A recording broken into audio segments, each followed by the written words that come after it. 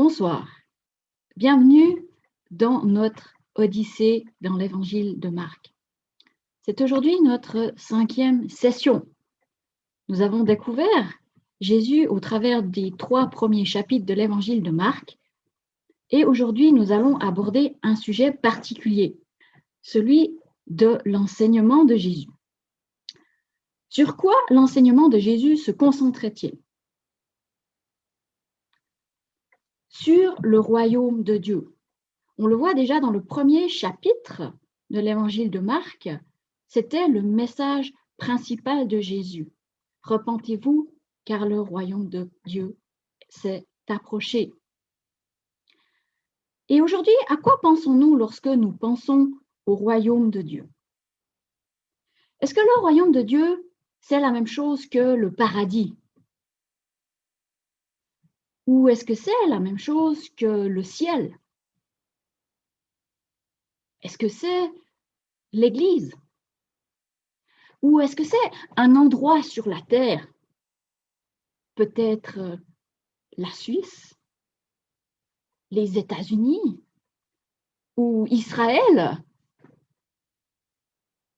Qu'est-ce que le royaume de Dieu? Où est-il? En fait, lorsqu'on regarde attentivement l'enseignement de Jésus à ce sujet, on remarque que le royaume de Dieu ne correspond à aucun de ces éléments que je viens de citer. Alors, il n'est pas sans relation avec certains de ces éléments. Il n'est pas sans relation, par exemple, avec l'Église. Mais ce n'est pas exactement la même chose.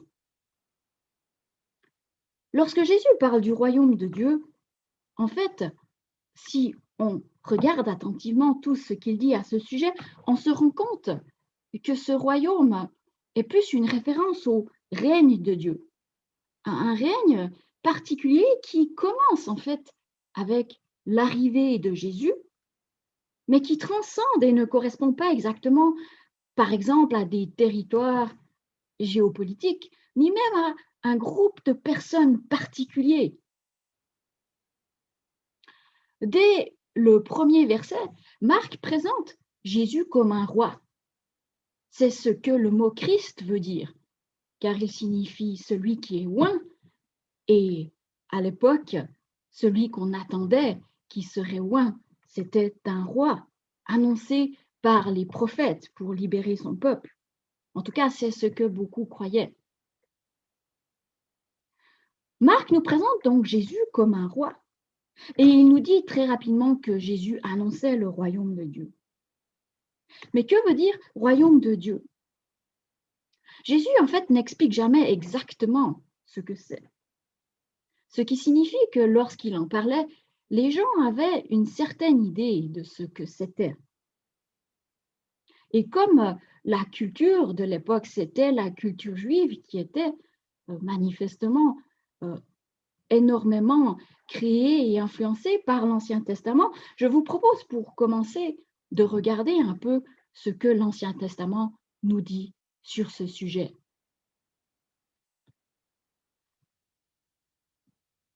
Ce qui est intéressant, c'est qu'en fait, le mot royaume de Dieu n'apparaît pas dans l'Ancien Testament, mais le concept du règne de Dieu est très présent.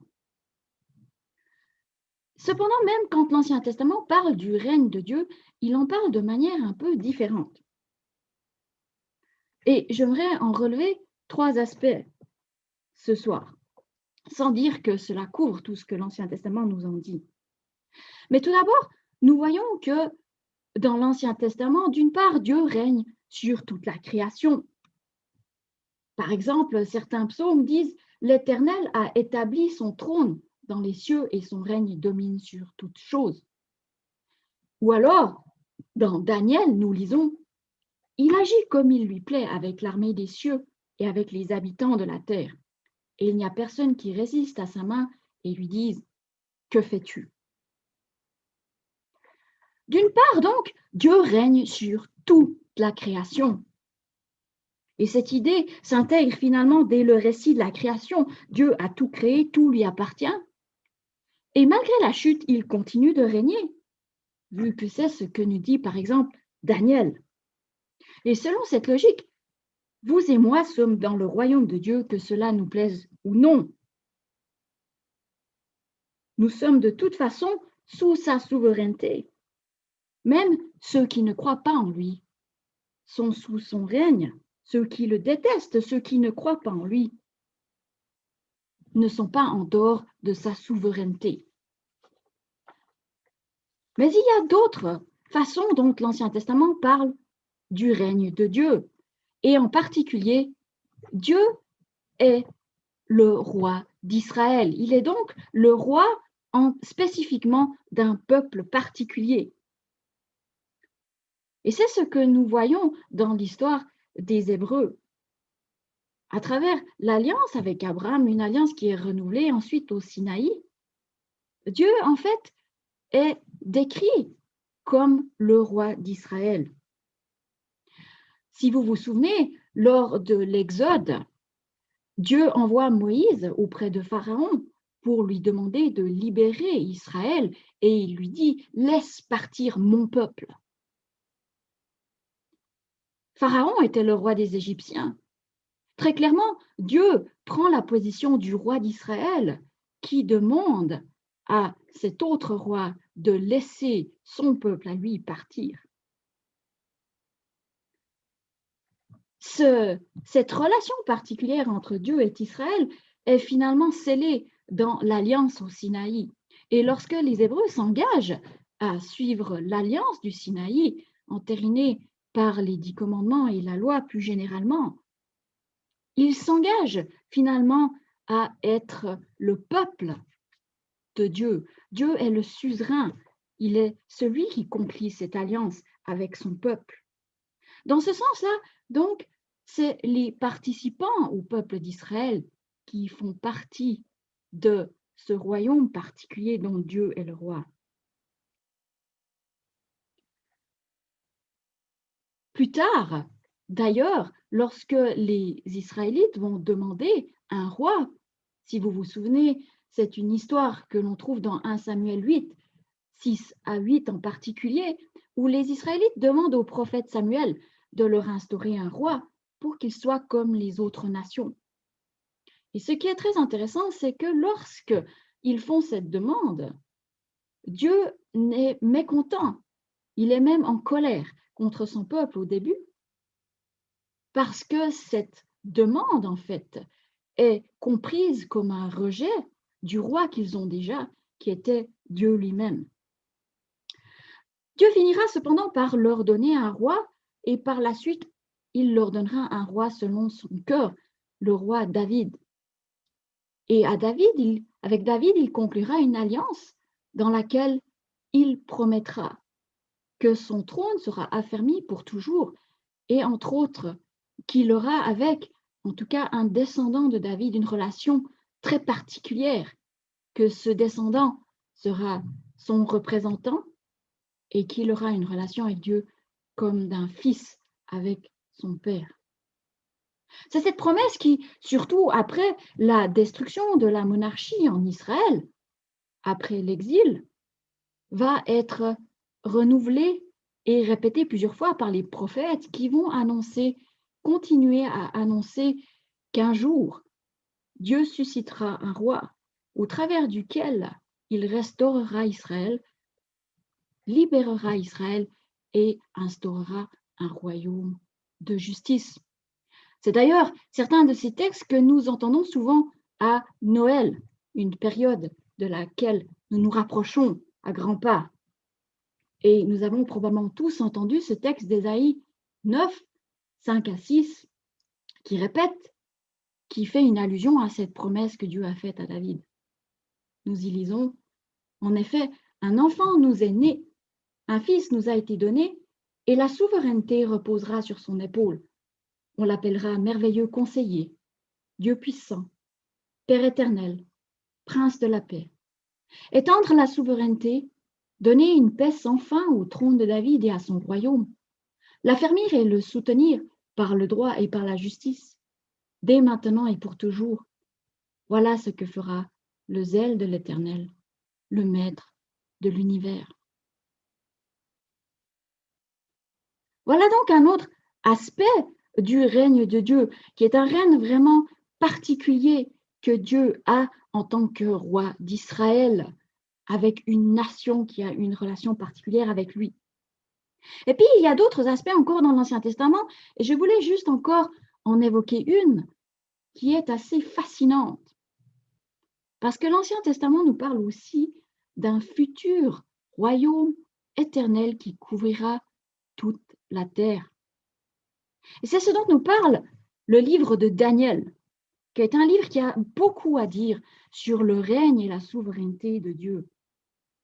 Et en particulier, vous pouvez aller lire ces passages dans le chapitre 2 et le chapitre 7 qui parlent de la même chose, qui est l'instauration de ce royaume. Nous n'avons pas le temps de lire tous ces passages ce soir, mais juste brièvement, pour parler un tout petit peu du chapitre 2, c'est le chapitre dans lequel le roi de Babylone, Nabuchodonosor, a un de ses fameux rêves. Vous vous souvenez peut-être, c'est un roi qui a plusieurs fois des rêves qui le troublent et qui sont des rêves en fait dans lesquels Dieu lui parle. Et ce roi va faire appel à tous les sages de son royaume pour essayer de découvrir la signification de son rêve. Finalement, c'est Daniel qui va s'avancer vers le roi et lui proposer une signification qu'il dit avoir reçue directement de Dieu. Et voici ce que Daniel dit au roi. Roi, tu regardais et tu as vu une grande statue. Cette statue était immense et d'une splendeur extraordinaire. Elle était debout devant toi et son aspect était terrifiant.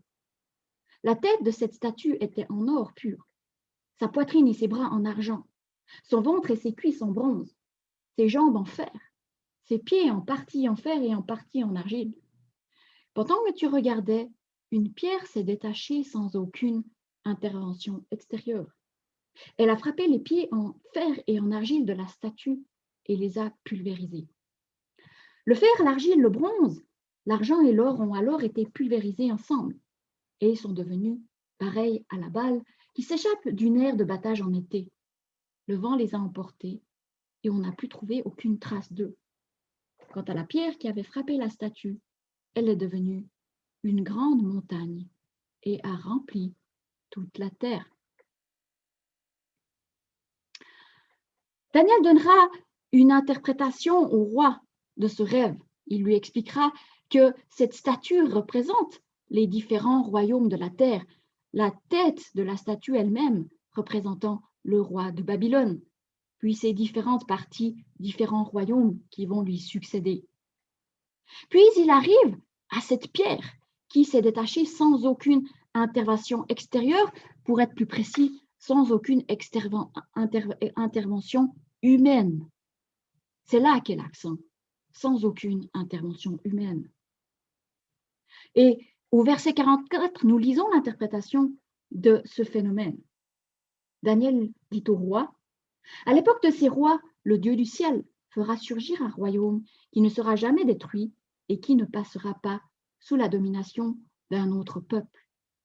Il pulvérisera tous ces royaumes-là et y mettra fin, tandis que lui-même subsistera éternellement. »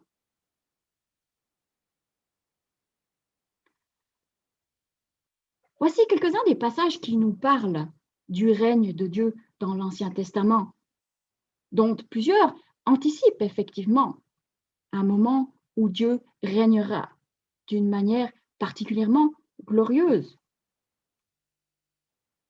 Et il y avait visiblement diverses attentes concernant la façon dont Dieu allait instaurer son royaume lorsque Jésus s'est mis à prêcher le royaume de Dieu. Mais il est très probable que plusieurs personnes s'attendaient à quelque chose de passablement grandiose.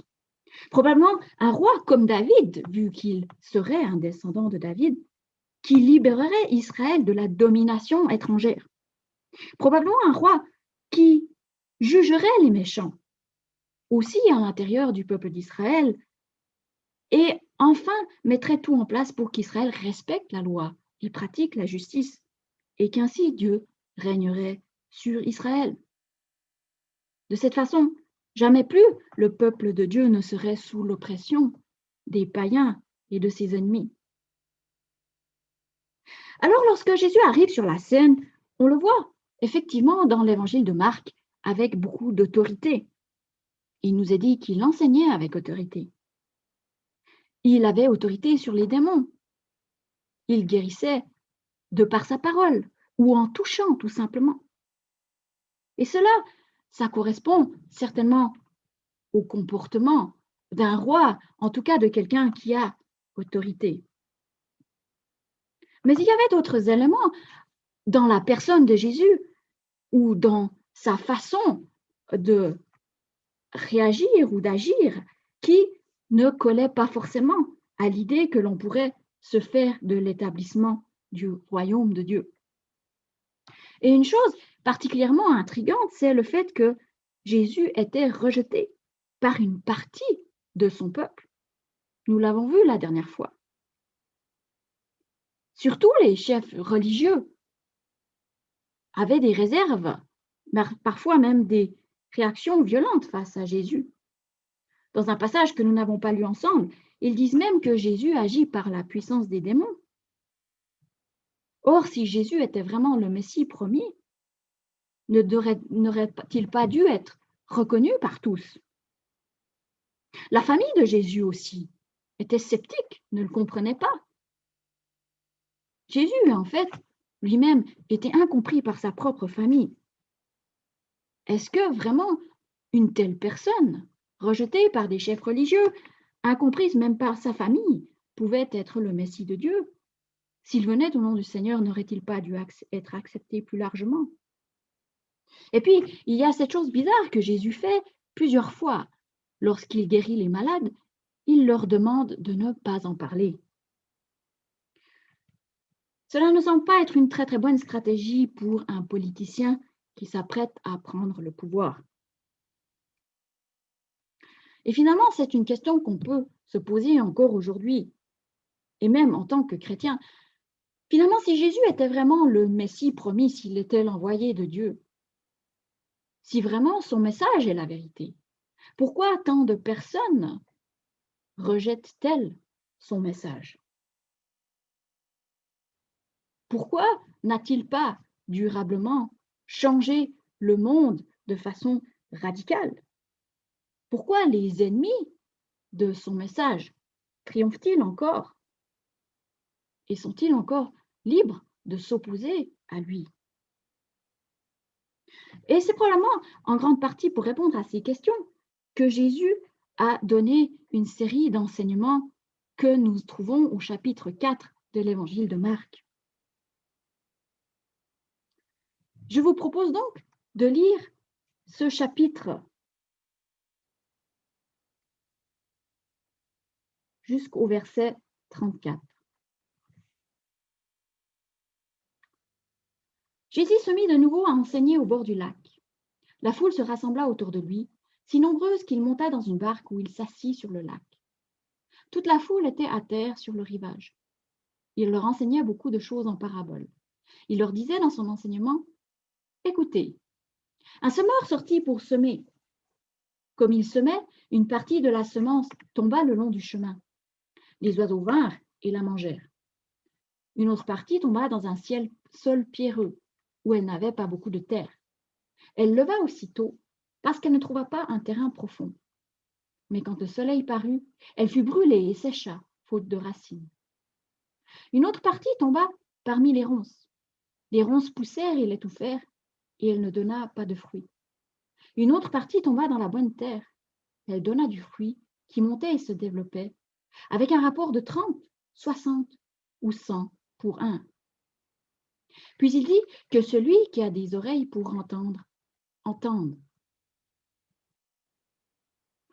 Lorsqu'il fut seul avec eux, ceux qui l'entouraient avec les 12 l'interrogèrent sur cette parabole. Il leur dit: « C'est à vous qu'il a été de donner de connaître le mystère du royaume de Dieu. Mais pour ceux qui sont à l'extérieur, tout est présenté en parabole, afin qu'en regardant, ils regardent et ne voient pas, et qu'en entendant, ils entendent et ne comprennent pas, de peur qu'ils ne se convertissent et que leurs péchés ne soient pardonnés. Il leur dit encore, vous ne comprenez pas cette parabole? Comment donc comprendrez-vous toutes les autres? Le semeur sème la parole. Certains sont le long du chemin où la parole est semée. Dès qu'ils l'ont entendue, Satan vient et enlève la parole qui a été semée en eux. De même, d'autres reçoivent la semence dans un sol pierreux. Quand ils entendent la parole, ils l'acceptent aussitôt avec joie. Mais ils n'ont pas de racines en eux-mêmes. Ils sont les hommes d'un moment, et dès que surviennent les difficultés ou la persécution à cause de la parole, ils trébuchent. D'autres encore reçoivent la semence parmi les ronces. Ils entendent la parole, mais les préoccupations de ce monde, l'attrait trompeur des richesses et les passions en tout genre pénètrent en eux, étouffent la parole et la rendent infructueuse. D'autres enfin reçoivent la semence dans la bonne terre. Ce sont ceux qui entendent la parole, l'accueillent et portent du fruit, avec un rapport de 30, 60 ou 100 pour un. Il leur dit encore, apporte-t-on la lampe pour la mettre sous un seau ou sous le lit? N'est-ce pas pour la mettre sur son support? Il n'y a en effet rien de caché qui ne doive être mis en lumière, rien de secret qui ne doive être mis au jour. Si quelqu'un a des oreilles pour entendre, qu'il entende. Il leur dit encore, prêtez bien attention à ce que vous entendez. On utilisera pour vous la même mesure que celle dont vous vous serez servi, et on y ajoutera pour vous qui écoutez. En effet, on donnera à celui qui a, mais à celui qui n'a pas, on enlèvera même ce qu'il a. Il dit encore, voici à quoi ressemble le royaume de Dieu. Il est semblable à un homme qui jette de la semence en terre. Qu'il dorme ou qu'il reste éveillé, nuit et jour, la semence germe et pousse sans qu'il sache comment. En effet, d'elle-même, la terre produit d'abord l'herbe, puis l'épi, enfin le grain tout formé dans l'épi. Et dès que le fruit est mûr, on y met la faucille, car c'est le moment de la moisson. Il dit encore, à quoi comparerons-nous le royaume de Dieu, ou par quelle parabole le représenterons-nous? Il est comme une graine de moutarde. Lorsqu'on la sème en terre, c'est la plus petite de toutes les semences qui sont sur la terre. Mais lorsqu'elle a été semée, elle monte, devient plus grande que tous les légumes et développe de grandes branches, de sorte que les oiseaux du ciel peuvent habiter sous son ombre. C'est par beaucoup de paraboles de ce genre qu'il leur annonçait la parole, dans la mesure où ils étaient capables de l'entendre. Il ne leur parlait pas sans parabole, mais en privé. Il expliquait tout à ses disciples.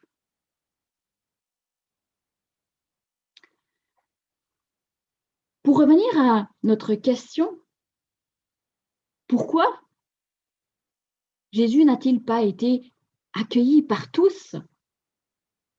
Pourquoi ne s'est-il pas plus comporté comme un roi glorieux lorsqu'il est arrivé?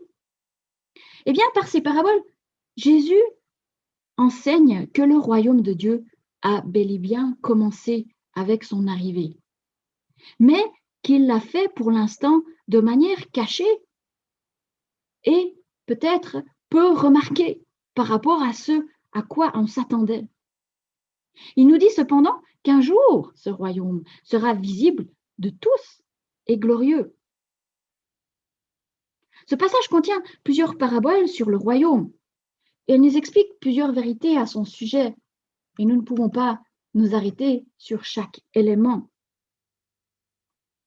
Mais tout d'abord, notons que le royaume vient par la parole de Dieu. La prédication du royaume par Jésus en particulier. C'est ce que suggère ce contexte. Le royaume ne vient donc pas par l'épée, les troupes militaires, et remarquons-le aussi, il ne vient pas non plus par un programme politique particulier. Non, il vient par la prédication de la parole, l'enseignement de Jésus. Remarquons aussi que cette parole est semée, la même parole est semée, et pourtant elle est accueillie très différemment. Jésus nous montre ici 4 différents exemples. Et il y a en fait une certaine gradation entre le degré d'implantation de cette graine qui illustre différentes réactions face au message du royaume.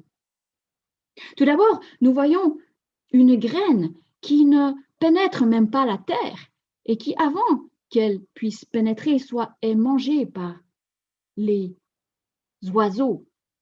Et Jésus explique que cet exemple fait référence aux personnes qui entendent la parole, mais auprès desquelles elle ne pénètre absolument pas, car Satan l'enlève avant qu'elle ne pénètre. Et puis, il y a la parole qui pénètre un peu dans le sol pierreux, mais comme la terre dans laquelle elle a pénétré est peu profonde, dès qu'elle pousse, cette pousse se dessèche au soleil. Enfin, dans le troisième exemple, c'est intéressant parce que, apparemment, ici, la graine, vraiment, a des racines et commence à pousser un peu plus en profondeur. Mais ce qui est intéressant, c'est que comme elle est tombée dans un buisson d'épines, ces buissons d'épines l'empêchent de porter du fruit. Et Jésus explique que c'est une référence aux personnes qui acceptent la parole, mais qui ensuite, distraits par les soucis du monde ou peut-être par ces tentations, ne peuvent porter du fruit. Enfin, le quatrième exemple nous montre cette fois une parole qui porte du fruit. Et là, il est aussi intéressant de noter que cette parole porte différentes quantités de fruits, ce qui nous montre également que cette parole peut avoir différents résultats. Cette parabole est bien connue et elle nous rappelle que l'importance de la prédication dans l'instauration du royaume de Dieu. C'est par l'évangile, c'est par la parole que ce royaume est proclamé et qu'il s'installe dans ce monde. Il nous rappelle également que le fait que des personnes ne réagissent pas à cette prédication ou qu'elles réagissent différemment ou s'en détournent ne signifie pas forcément que ce que nous prêchons est faux ou nécessairement que nous nous y prenons mal. Alors bien sûr, il est possible que nous nous y prenions mal. Nous ne sommes pas parfaits et il est toujours bien de s'examiner. Mais le fait que ce message du royaume soit rejeté ou qu'il laisse des personnes indifférentes ne signifie pas forcément que nous sommes dans l'erreur, et encore moins que ce message ne vient pas de Dieu, car c'est également ce que Jésus a expérimenté. Mais cette parabole est surtout une parabole qui nous exhorte à veiller sur la façon dont nous écoutons le message de Jésus, qui nous rappelle que nous pouvons facilement nous laisser distraire par les soucis de ce monde ou les tentations qui nous empêcheront de porter du fruit, le fruit que la parole devrait normalement porter en nous, ou que des persécutions peuvent également nous dessécher et empêcher cette parole de porter son fruit. Alors, pourquoi Jésus enseignait-il en parabole? Et là, j'aimerais aborder une question par rapport au verset 10 à 12. Jésus parlait en parabole. C'est ce que ce texte nous enseigne, ce que nous voyons également dans le verset 33. Il n'utilisait donc pas des discours théologiques compliqués que des gens ordinaires ne pouvaient pas comprendre. En même temps, les versets 11 et 12 semblent suggérer que l'enseignement en parabole avait également comme effet, ou comme but même, que certaines personnes ne comprennent pas le message de Jésus. Alors, comment comprendre ces versets un peu étrange. Et cette apparente contradiction, le fait que Jésus semble vouloir être accessible à tous et en même temps, il nous parle d'un mystère du royaume de Dieu qui n'est accessible qu'à certaines personnes. Et j'aimerais simplement faire 2 remarques ici.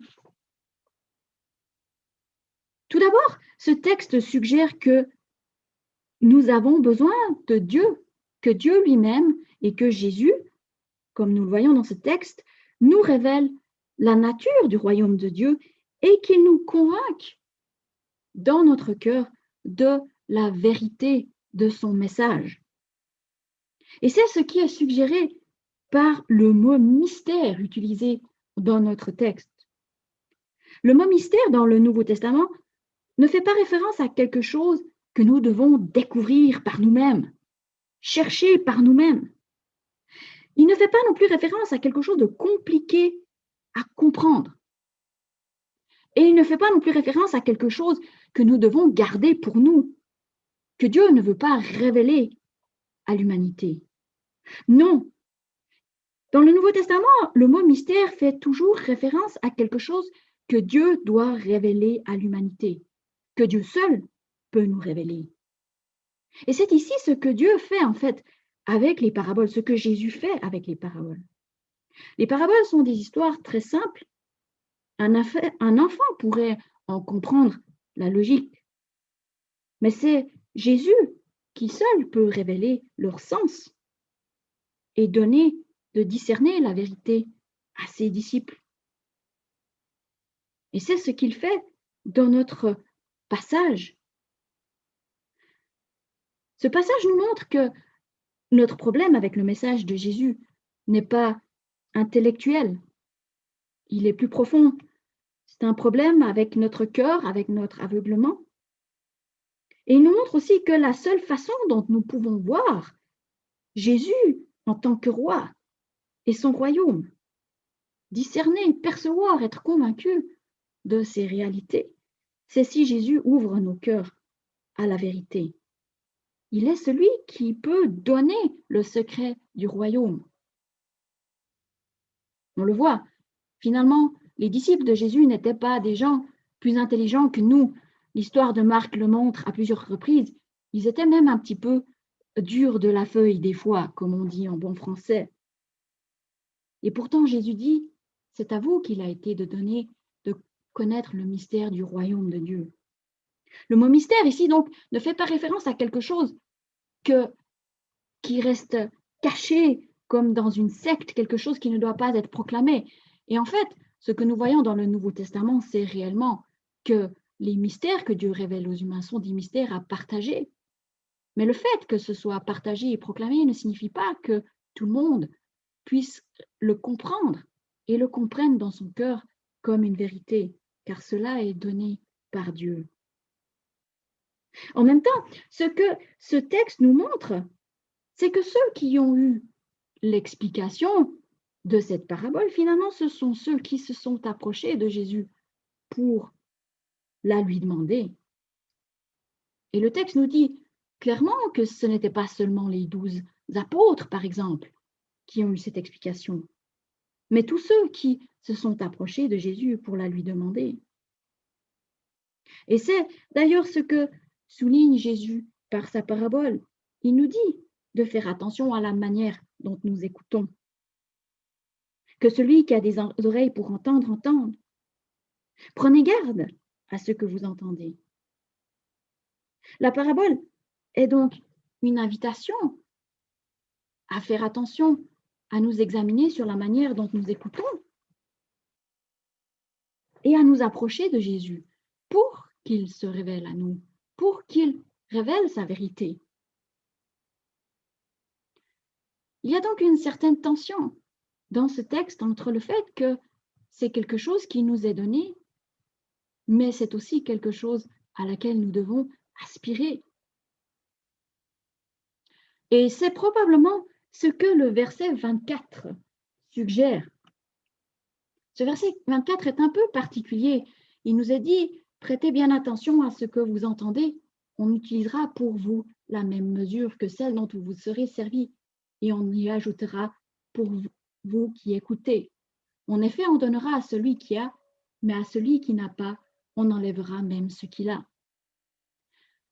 C'est un verset un peu difficile, mais il semblerait que l'idée exprimée soit que l'impact de la parole de Dieu dans nos vies, dans notre cœur, dépend aussi finalement de notre réaction, de notre attitude.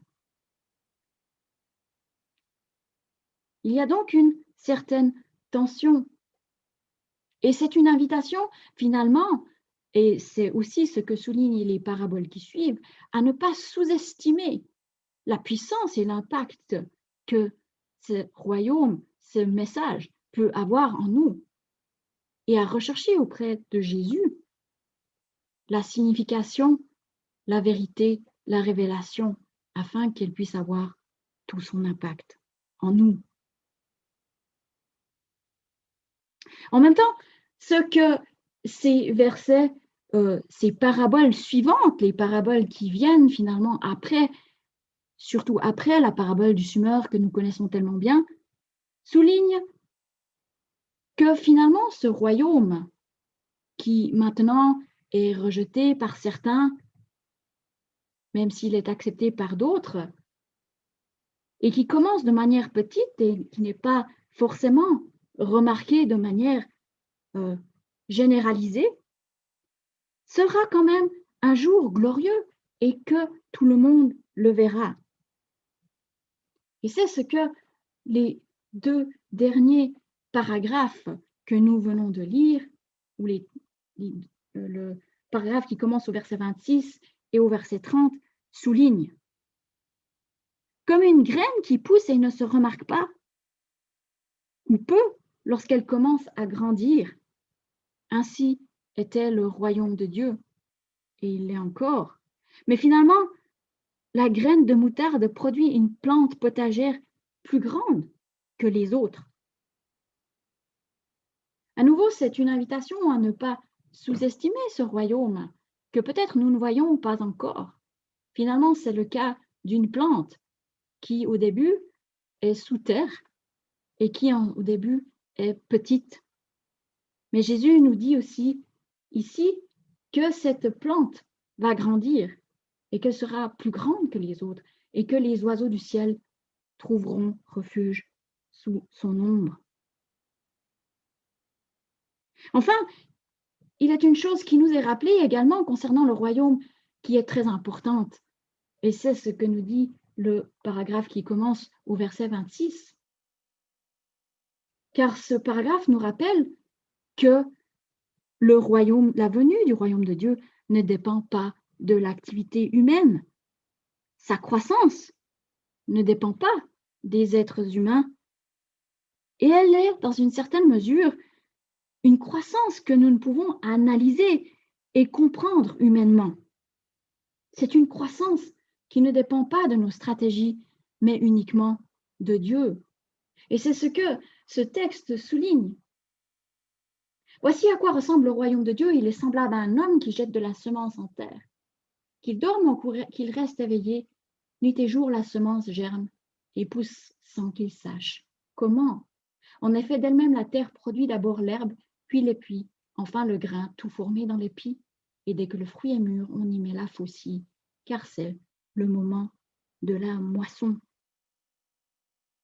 Pour conclure donc, le texte d'aujourd'hui est un encouragement et en même temps, je pense, un avertissement. Il est un encouragement à continuer à semer, sachant que Dieu est le maître de la moisson, que c'est lui qui travaille les cœurs, et que nuit et jour, comme nous le rappelle ce texte, la semence germe sans que nous sachions comment. En même temps, ce texte est finalement une exhortation à faire attention à la façon dont nous écoutons la parole et à nous approcher de Jésus pour qu'il nous révèle son sens et qu'elle porte du fruit en nous. C'est une exhortation, c'est un avertissement à ne pas sous-estimer ce royaume que nous ne voyons pas encore. dans sa splendeur. Nous allons bientôt fêter Noël et dans certains de nos chants, nous chantons que le roi est venu sur terre. Or, cela pourrait nous faire sourire. Comment un enfant dans une crèche pourrait-il être le roi? Mais ne sous-estimons pas le royaume qu'il est venu annoncer et soyons convaincus qu'il est vraiment le roi des rois. Je vous invite à prier. Oui, Seigneur, merci pour cet encouragement que tu es le maître de la moisson, que c'est toi qui fais grandir ces graines semées, que c'est toi qui fais venir le royaume et que finalement ce n'est pas par nos stratégies, par nos efforts, mais par ta grâce, par ta puissance, que ce royaume sera établi sur la terre. Oui, Seigneur, nous prions ce soir pour que ton royaume vienne. Nous prions aussi que tu nous aides à toujours mieux comprendre le mystère de ton royaume, pour que ta parole puisse réellement prendre racine en nous et porter tout son fruit, Seigneur. Aide-nous à nous approcher de toi, aide-nous à faire attention à la façon dont nous t'écoutons. Ne laisse pas les difficultés, les tentations, les distractions, Seigneur, étouffer cette parole, mais qu'elle puisse avoir pleinement son impact en nous, Seigneur, pour ta plus grande gloire. Amen.